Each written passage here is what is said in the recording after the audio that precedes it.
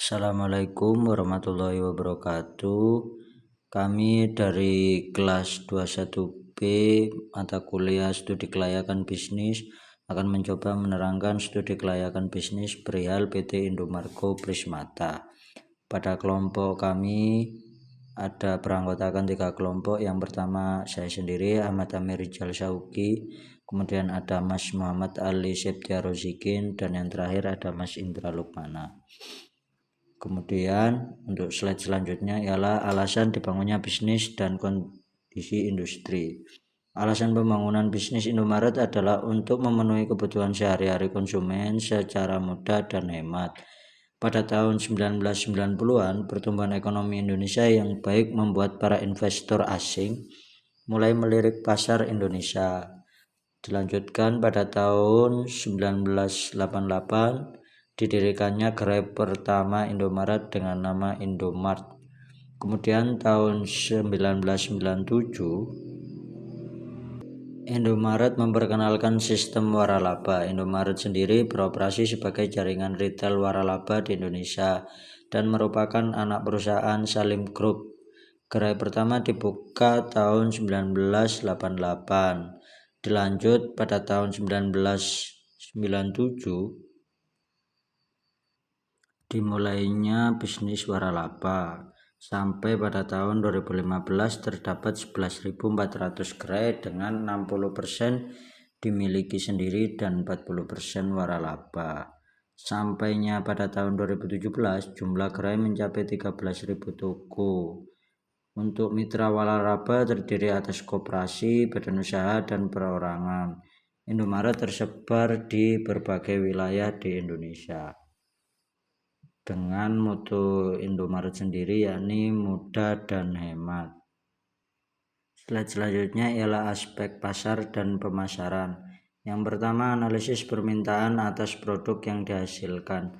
Pada tahun 1990, melihat pertumbuhan ekonomi Indonesia yang semakin membaik, politik yang stabil, dan keamanan yang terjamin, para investor dari luar negeri melirik Indonesia, dan di sini franchise asing mulai booming di pasar Indonesia. Dan pada tahun ini pula berdiri Asosiasi Franchise Indonesia atau AFI sebagai wadah yang menaungi perwaralaba dan terwaralaba. Berawal dari pemikiran untuk mempermudah penyediaan kebutuhan pokok sehari-hari karyawan, maka tahun 1988 didirikan sebuah gerai yang diberi nama Indomaret dengan badan hukum PT Indomarko Pristama yang memiliki visi menjadi jaringan retail yang unggul dan moto mudah dan hemat. Namun dalam perkembangannya, visi tersebut berubah menjadi aset nasional dalam bentuk jaringan retail waralaba yang unggul dalam persaingan global. Pada tahun 1997, Indomaret memperkenalkan sistem kemitraan kepemilikan dan pengelolaan gerai dengan cara waralaba. Untuk analisis penawaran atas produk sejenis, Indomaret sendiri menyediakan beberapa pilihan kartu yang sangat memberi keuntungan bagi konsumen. Yang pertama yakni berupa Indomaret Card, kartu multifungsi pertama yang diterapkan minimarket di Indonesia, yang diterbitkan Bank Mandiri. Selain untuk berbelanja dan mendapat diskon khusus di Indomaret, kartu ini juga dapat digunakan untuk membayar tol, bus trans, kereta KRL, secure parking, SPB, dan SPBU Pertamina. Yang kedua ada kartu kredit. Kartu kredit Indomaret yang mendapat potongan belanja langsung dengan jumlah yang berbeda setiap periodenya. Selanjutnya ada iVoucher atau Indomaret Gift Voucher, adalah voucher belanja resmi dari Indomaret Group. Voucher ini mudah didistribusikan melalui platform digital seperti WhatsApp dan sosial media yang lain. Dan yang terakhir ada Indomaret Poinku. Di sini bisa mendapat benefit berupa poin dan stem yang dapat ditukarkan untuk memperoleh keuntungan. Yang selanjutnya ada analisis ketersediaan pemasok faktor produksi. Indomaret tidak sembarangan dalam memilih pemasok. Tidak semua pemilik bisnis bisa menjadi pemasok. Tentu saja ada syarat agar bisa menjadi pemasok di Indomaret. Indomaret sendiri sangat selektif dalam memilih produk yang dapat memasok outletnya. Kemudian dilanjutkan ada analisis ketepatan strategi pemasaran yang digunakan. Analisis yang pertama adalah STP, yakni segmentasi, target, dan posisi. Sedang untuk strategi marketing, mix PT Indomarko Prismata meliputi 4P 1S, yakni produk, price, place, dan service. Pada analisis kelayakan lokasi, pada mulanya Indomaret membentuk konsep penyelenggaraan gerai yang berlokasi di daerah dekat hunian konsumen. Gerai ini menyediakan berbagai kebutuhan pokok maupun kebutuhan sehari-hari, melayani masyarakat umum yang bersifat majemuk, serta memiliki luas toko sekitar 200 meter kubik. Analisis selanjutnya ialah analisis besarnya skala produksi. Saat ini Indomaret berkembang sangat pesat dengan jumlah gerai mencapai lebih dari 16.000 gerai, terdiri dari 60% gerai milik terwaralaba dan 60% gerai milik perusahaan. Sebagian besar pasokan barang untuk seluruh gerai berasal dari 33 pusat distribusi Indomaret yang menyediakan lebih dari 5.000 jenis produk. Kini keberadaan Indomaret makin diperkuat dengan kehadiran Indogrosir, anak perusahaan dengan konsep bisnis pusat perkulaan. Selanjutnya ada analisis kriteria pemilihan mesin dan teknologi. Saat ini PT Indomarko Prismata sudah memiliki mobile apps sehingga selain menjadi one stop solution, gerai Indomaret juga akan menjadi online to offline. Perkembangan bisnis digital ini juga dibarengi dengan jumlah member yang semakin meningkat. Dengan total gerai lebih dari 16.000 gerai di seluruh Indonesia, tak sulit bagi Indomaret untuk menjadikan online to offline, apalagi letak gerai-gerai yang mendekat ke pemukiman. Selanjutnya ada analisis penentuan lokasi bisnis. Lokasi yang mudah dijangkau dan juga suasana yang nyaman membuat tak sedikit masyarakat yang lebih memilih untuk berbelanja di Indomaret. Penentuan lokasi usaha didasari oleh beberapa hal seperti tingkat kepadatan penduduk, besar pendapatan masyarakat sekitar lokasi, tingkat keramaian sekitar lokasi usaha, dan ketersediaannya sarana dan prasarana seperti dekat dengan jalan raya. Analisis penentuan layout. Beberapa layout yang digunakan atau yang diterapkan pada Indomaret. Yang pertama, tata letak produk sering berubah. Kemudian bir dalam kemasan botol kaca ditaruh paling bawah. Hal ini karena kemasan yang rawan pecah. Selain itu, bir mengandung alkohol dan hanya diperuntukkan bagi mereka yang sudah memiliki KTP sehingga tidak perlu ditaruh di tempat yang mencolok. Kemudian ada produk dengan margin yang lebih tinggi ditaruh di ketinggian mata konsumen. Kemudian pada minuman, produk yang paling banyak ditemukan pada Indomaret cabang ini merupakan minuman tersebar di seluruh ruangan, terutama di ujung-ujung lorong. Ujung-ujung lorong merupakan posisi strategis karena akan sering dilalui oleh konsumen. Menurut salah seorang pegawai Indomaret, minuman memang adalah produk yang paling laku terjual. Karena itu, tidak heran jika banyak sekali rak yang dipakai untuk memuat minuman. Selanjutnya terdapat dua produk merek toko Indomaret, yakni snack tradisional dan gula. Guna meningkatkan penjualan dan mencapai skala ekonomi, merek Indomaret ditaruh di tempat yang mencolok, seperti gula yang ditaruh pada display terpisah dan snack yang menggunakan display gantung dan letak di ujung lorong.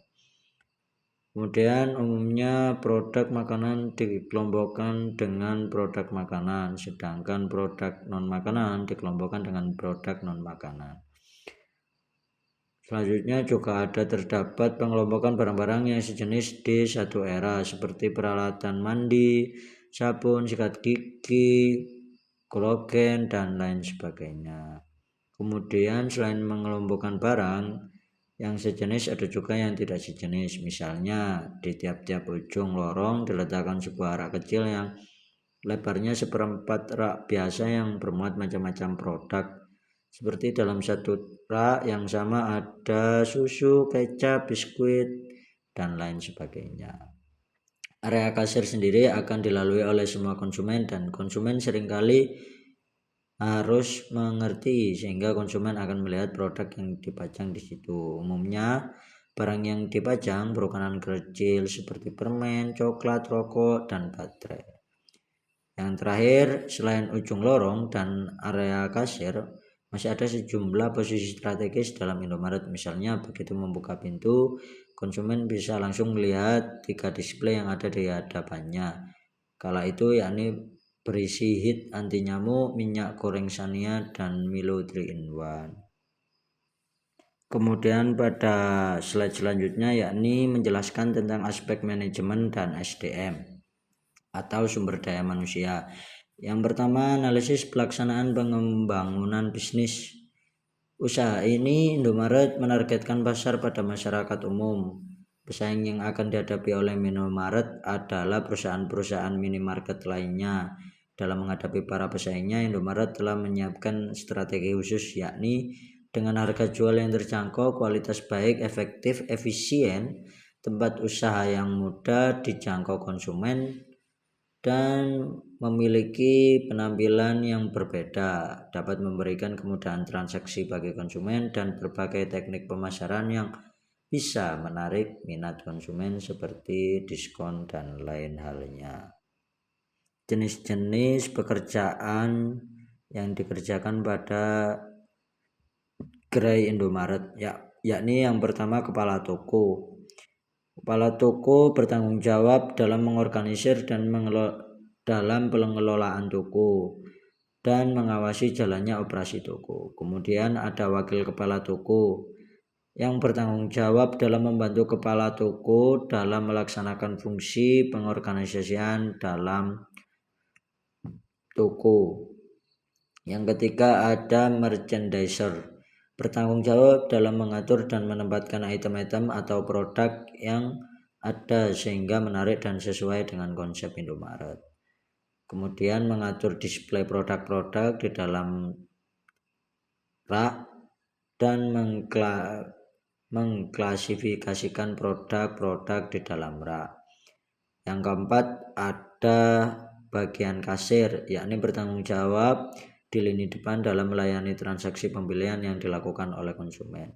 Dan yang terakhir ada pramuniaga, bertanggung jawab dalam menyambut dan menuntun konsumen toko dalam mendapatkan produk yang diinginkannya, membantu konsumen apabila menemukan kesulitan dalam mencari sebuah produk. Kemudian ada analisis waktu untuk setiap pekerjaan. Indomaret sendiri beroperasi dalam 24 jam dengan sistem kerja 3 shift. Maka dalam hal ini Indomaret menyediakan waktu kerja 8 jam per hari. Dari shift 1 jam 7 sampai jam 3 sore. Kemudian ada shift 2 dari jam 3 sore hingga jam 11 malam. Dan yang terakhir ada shift 3 dari jam 11 malam hingga jam 7 pagi. Selanjutnya adalah analisis biaya yang diperlukan dalam setiap jenis pekerjaan. Untuk biaya yang diterapkan kepada kepala toko yakni digaji dengan nominal 2,6 juta per bulan. Sedangkan wakil kepala toko digaji 2,1 juta per bulan.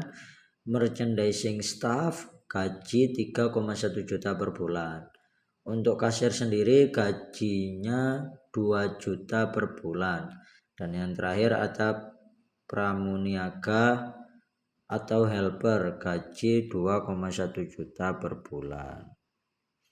Adapun persyaratan untuk memangku pekerjaan. Yang pertama kepala toko, kualifikasinya yakni pria atau wanita, usia maksimum 21 tahun, lulusan SMU atau SMK sederajat, nilai matematika tidak kurang dari 6, belum menikah, berpenampilan menarik, tinggi badan tidak kurang dari 160 cm. Kemudian kriteria wakil kepala toko yakni pria atau wanita, usia maksimum 21 tahun, lulusan SMU atau SMK, nilai matematika tidak kurang dari 6, belum menikah, berpenampilan menarik, tinggi badan tidak kurang dari 160 cm. Sedangkan untuk merchandiser bisa pria atau wanita, usia maksimum 21 tahun, lulusan SMU atau SMK, nilai matematika tidak kurang dari 6, belum menikah, berpenampilan menarik, tinggi badan tidak kurang dari 160 cm. Walaupun untuk persyaratan memangku kasir maupun pramuniaga juga masih sama. Pria atau wanita, usia maksimum 21 tahun, lulusannya minimal SMU atau SMK sederajat, nilai matematika tidak kurang dari 6, belum menikah, berpenampilan menarik, dan tinggi badan tidak kurang dari 160 cm. Kemudian masuk pada struktur organisasi yang cocok. Organisasi yang ada pada PT Indomarko Prismata tersebut adalah sebagai berikut. Yang pertama ada brand manager yang membawai DBM ADM, DBM operasi 1, DBM operasi 2, dan DDC manager. Untuk DBM ADM membawai FAD manager, virtual manager, EDP manager, personalia manager, dan BIC manager. Untuk DPM operasional itu membawai PGA manager, project manager, DEV manager, lisensi manager, location manager, area manager. DDC manager menaungi satu bawahan, yakni DDC manager itu sendiri. Untuk analisis kesiapan tenaga kerja menjalankan bisnis, Indomaret ini tingkat pendidikan karyawan pendirian usaha retail adalah tingkat SMA, karena human resource sudah merasa cukup mampu bagi lulusan SMA atau SMK sederajat untuk membantu pemilik menjalankan usaha pendirian perusahaan.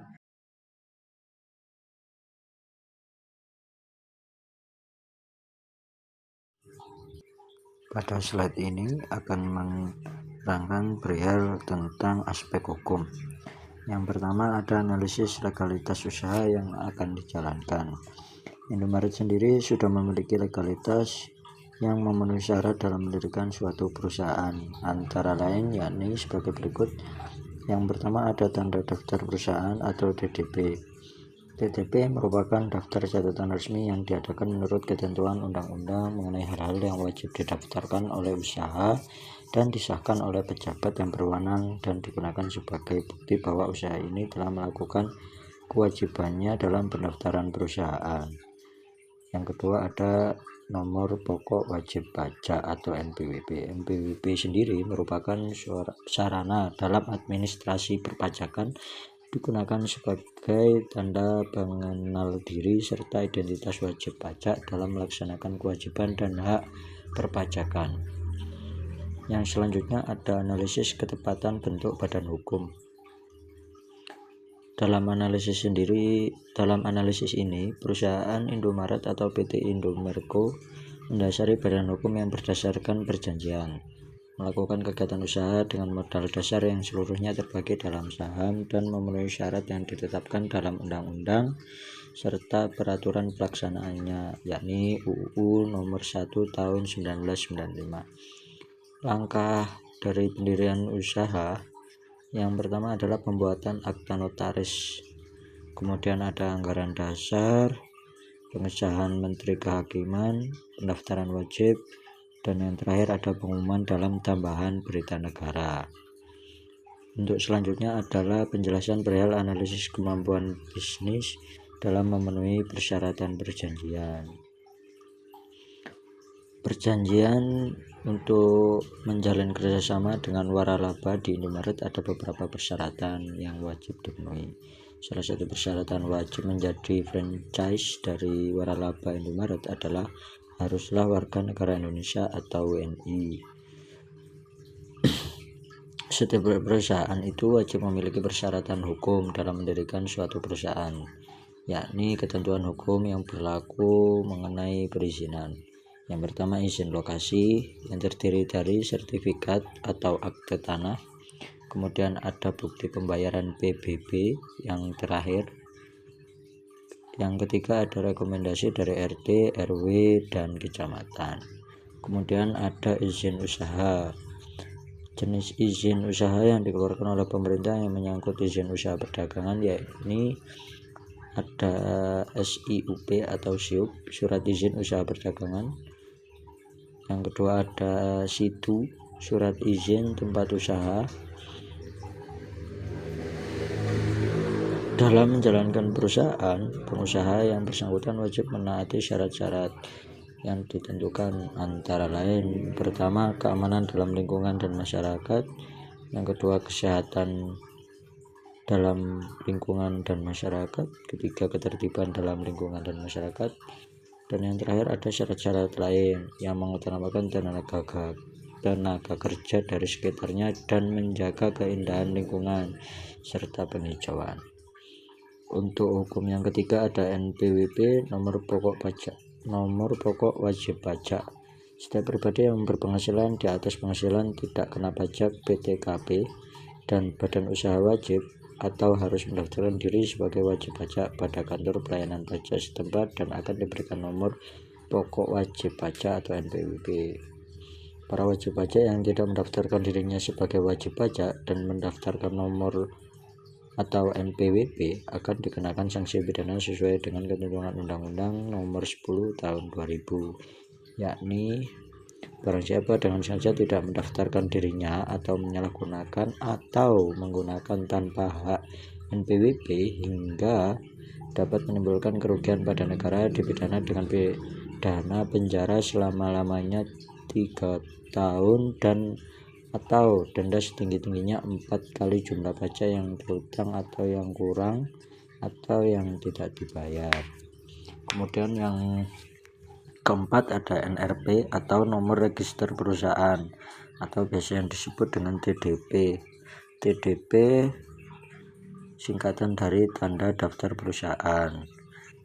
Berdasarkan Undang-Undang Nomor 3 Tahun 1982 tentang wajib daftar perusahaan, maka perusahaan diwajibkan mendaftarkan ke kantor pendaftaran perusahaan, yaitu di kantor Departemen Perdagangan setempat. NRP disebut juga TDP wajib dipasang di tempat yang mudah dilihat oleh umum. Nomor NRP atau TDP wajib dicantumkan pada papan utama perusahaan dan dokumen-dokumen yang digunakan dalam kegiatan usaha. Yang kelima ada AMDAL, analisis mengenal dampak lingkungan. AMDAL sendiri ialah suatu hasil studi yang dilakukan dengan pendekatan ilmiah, dipandang dari beberapa sudut pandang ilmu pengetahuan yang merupakan dampak penting usaha atau kegiatan yang terpadu.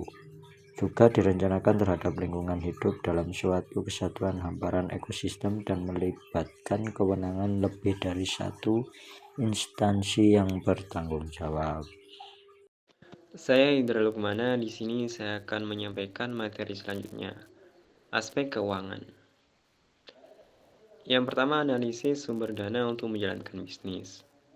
Pada awal pendirian, Indomaret didanai oleh Salim Group, salah satu konglomerat terbesar di Indonesia yang menjadi pemegang saham terbesar Indomaret. Indomaret melakukan ekspansi gerai dengan sistem franchise, sehingga tidak harus mengeluarkan modal sendiri untuk membangun setiap gerai baru. Franchise yang menjadi mitra usaha yang mengeluarkan modal untuk membangun gerai. Sistem franchise memberikan keuntungan bagi Indomaret karena ekspansi tanpa harus mengeluarkan modal penuh, sementara bagi franchise membuka peluang usaha dan investasi yang menarik. Pinjaman bank menjadi sumber modal tambahan bagi Indomaret untuk ekspansi bisnis. Peningkatan omset seiring bertambahnya jumlah gerai akan meningkatkan kemampuan Indomaret dalam melunasi pinjaman bank dan mempertahankan bisnisnya. Kombinasi pendanaan dari Salim Group, franchise, dan pinjaman bank memberikan fleksibilitas bagi Indomaret dalam melakukan ekspansi secara bertahap dan berkesinambungan sejak awal berdirinya.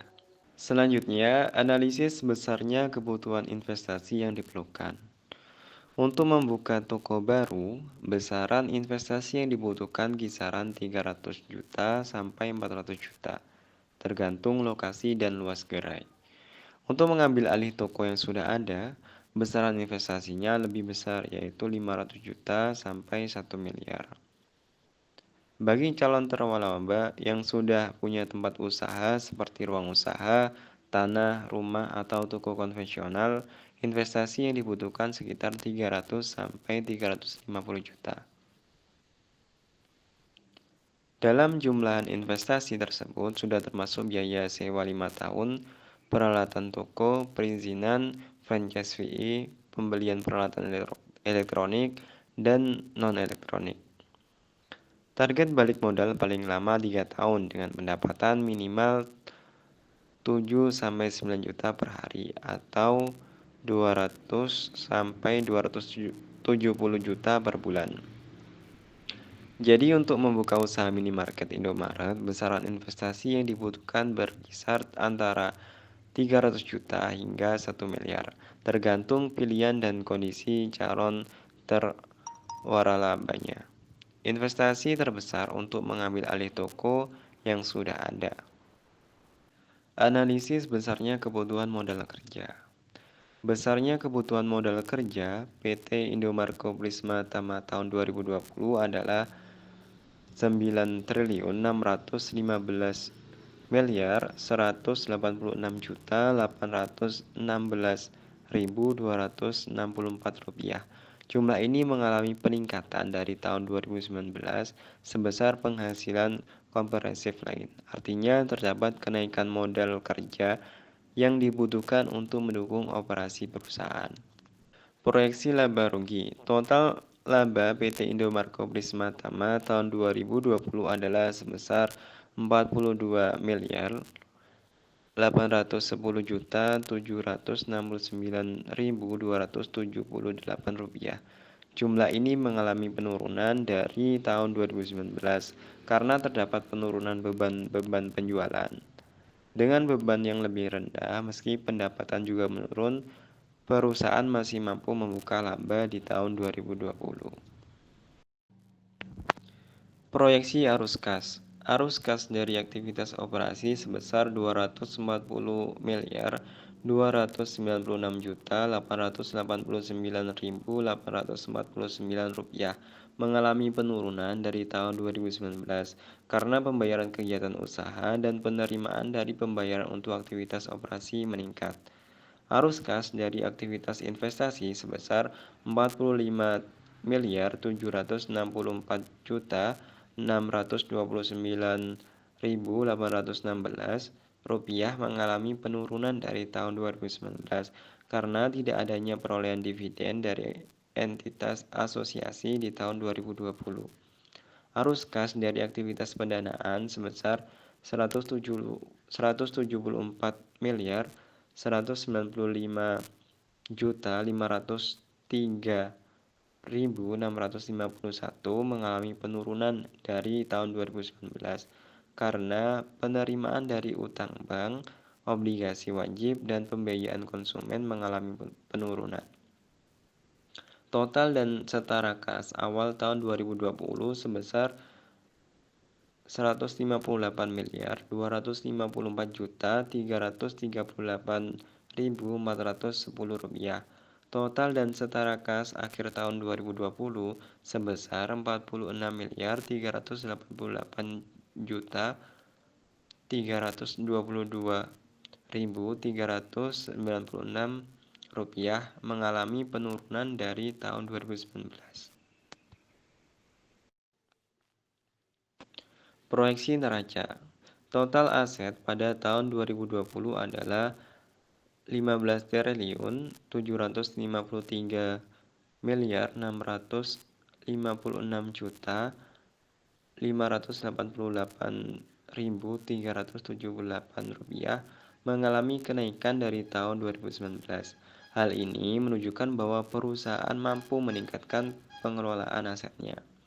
Total liabilitas pada tahun 2020 adalah Rp6.138.469.772.114 mengalami penurunan dari tahun 2019. Artinya, kewajiban perusahaan pada pemasok, bank, dan pihak lainnya juga mengalami penurunan.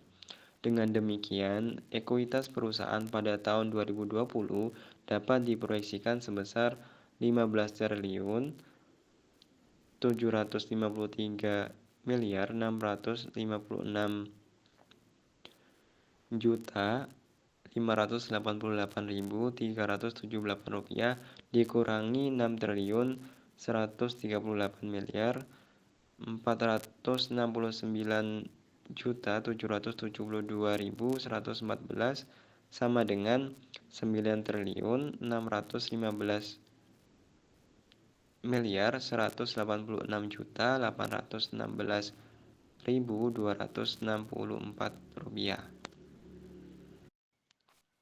Analisis tingkat pengembalian bisnis. Target tingkat pengembalian investasi atau ROI bisnis PT Indomarko Prisma Tama berkisar 3-5 tahun untuk mendapatkan keuntungan atau balik modal. Target keuntungan bersih pelaku bisnis berkisar 10-13 juta per bulan setelah dipotong belanja produk, gaji, royalti, dan biaya lainnya. Proyeksi keuntungan kotor pelaku bisnis berkisar 200-270 juta per bulan atau 7-9 juta per hari. Analisis perbandingan laporan keuangan 2019-2020 menunjukkan peningkatan pendapatan aset dan penurunan liabilitas sehingga kinerja keuangan PT Indomarko dinilai baik dan layak dilanjutkan. Secara keseluruhan, bisnis yang ditawarkan PT Indomarko dinilai memiliki prospek pengembalian investasi yang baik dalam kurun waktu 3-5 tahun sesuai target, dengan asumsi target keuntungan bulanan dapat tercapai sesuai proyeksi. Baiklah, saya akan melanjutkan presentasi dari teman-teman saya tadi. Di sini saya akan menjelaskan tentang aspek ekonomi dan sosial. Yang pertama, ada analisis kondisi lingkungan operasional. Seperti contoh, PT Indomarko Prisma Tama yang bertempat di daerah Jalan Ancol 8, nomor 2, Ancol Barat, Jakarta Utara yang berada di tengah permukiman masyarakat merupakan lokasi strategis untuk menjalankan usaha wiralaba ini karena konsumen dapat mengaksesnya dengan mudah. Maka dari itu, usaha wiralaba Indomaret ini berada di dalam kawasan pariwisata Ancol. Pemilik membuat luas operasional cukup sederhana, namun dinilai efisien karena luas produksi ini dapat menampung jumlah produk yang disimpan di gudangnya dan peralatan produksi dan operasionalnya tanpa menghalangi kegiatan proses operasional. Tata letak ruang operasional ini dilengkapi dengan sirkulasi udara dan pencahayaan, sehingga dapat memberi kenyamanan kepada karyawan saat melakukan kegiatan operasional. Ruang operasional sangat luas sehingga tidak terbatas ruang gerak saat operasional. Yang kedua yakni analisis dampak positif dan negatif bisnis. Yang pertama, dampak positif. Dalam menjalankan bisnisnya, PT Indomarko Prisma Tama memiliki dampak positif bagi masyarakat, yaitu Indomaret memiliki posisi yang baik dalam menentukan produk-produk yang akan dijualnya. Selain itu, sistem distribusi yang didukung oleh jaringan pemasok yang handal dalam menyediakan produk terkenal dan berkualitas, serta sumber daya manusia yang kompeten, menjadikan Indomaret sangat efisien dalam mendistribusikan produknya sehingga Indomaret mampu memberikan pelayanan yang terbaik kepada para konsumennya. Indomaret sendiri memiliki sistem distribusi yang dirancang seefisien mungkin dengan jaringan pemasok yang handal dalam menyediakan produk terkenal dan berkualitas, serta sumber daya manusia yang berkompeten, menjadikan Indomaret memberikan pelayanan yang terbaik kepada konsumen. Dalam hal sasaran pasar Indomaret adalah konsumen semua kalangan masyarakat. Lokasi gerai yang strategis dimaksudkan untuk memudahkan Indomaret melayani sasaran demografisnya, yaitu keluarga. Dampak negatif. Dampak negatif dari kemunculan Indomaret ini ternyata tidak serta-merta membawa perubahan ataupun kebaikan kepada semua kalangan, konsumen maupun pedagang kecil atau grosir. Tersebarnya gerai-gerai tersebut malah membawa dampak yang cukup negatif terhadap pedagang-pedagang grosir yang juga menawarkan barang seperti di gerai Indomaret. Akan tetapi, gerai-gerai Indomaret bukan usaha perorangan, namun satu badan usaha yang dikelola dengan sistem perkulakan, yakni barang-barang yang akan dipasarkan didapatkan dari PT Indomarko, sehingga barang akan selalu ada, tidak tergantung pada modal usaha. Hal tersebut semakin membuat terpuruknya omset pedagang grosir yang hanya menawarkan produk sesuai dengan harga biasanya.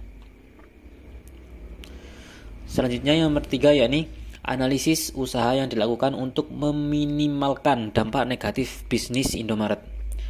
Untuk di beberapa wilayah tempat cabang perusahaan Indomaret telah dilakukan upaya pemerintah kota untuk mengatasi semakin banyaknya toko modern, maka dikeluarkan kebijakan yaitu dengan membatasi jumlah toko modern yaitu hanya 20 gerai. Hal ini tentu sangat membantu pedagang kecil atau perusahaan perseorangan yang ada di sekitar. Selain itu juga digalakan program kemitraan usaha antara toko modern dengan UMKM yang ada dalam hal kerjasama pemasaran, yaitu dalam bentuk 1. Memasarkan barang produk UMKM yang dikemas atau dikemas ulang repacking dengan merek pemilik barang, toko modern atau merek lain yang disepakati dalam rangka meningkatkan nilai jual barang. 2. Memasarkan produk hasil UMKM melalui etalase atau outlet dari toko modern. Serta dikeluarkan kebijakan yang baru-baru ini dilaksanakan, yaitu bahwa toko modern tidak boleh buka selama 24 jam. Maka jika ada toko modern yang masih memasang tanda buka 24 jam akan dicopot oleh Satpol PP. Seperti contohnya di Kota Magelang. Hal ini dilakukan karena terdapat pasar tradisional yang buka di malam hari atau pasar malam, sehingga memberikan peluang bagi para pedagang di pasar tradisional untuk lebih meningkatkan penghasilannya. Baik, selanjutnya yakni kesimpulan. Secara umum, bisnis PT Indomarko Prismatama layak untuk dikembangkan lebih lanjut. Hal ini dapat dilihat dari kelayakan aspek pasar, teknis, manajemen, hukum, keuangan, dan dampak sosial ekonomi yang positif. PT Indomarko Prismatama memiliki prospek pasar dan daya saing yang baik dengan strategi pemasaran dan layanan yang terus dikembangkan. Manajemen dan SDM PT Indomarko Prismatama terstruktur dengan baik untuk mendukung pertumbuhan bisnis. Secara hukum dan keuangan, bisnis PT Indomarko Prismatama patuh dan memiliki posisi keuangan yang sehat untuk terus berkembang. Dampak sosial ekonomi bisnis PT Indomarko Prismatama juga positif, seperti penciptaan lapangan kerja dan meningkatkan kesejahteraan masyarakat secara keseluruhan. Demikianlah tadi presentasi dari kami atau penjelasan tentang PT Indomarko Prismatama dari kami. Apabila ada salah kata kami mohon maaf, dan apabila ada pertanyaan silakan ditulis di bawah. Terima kasih.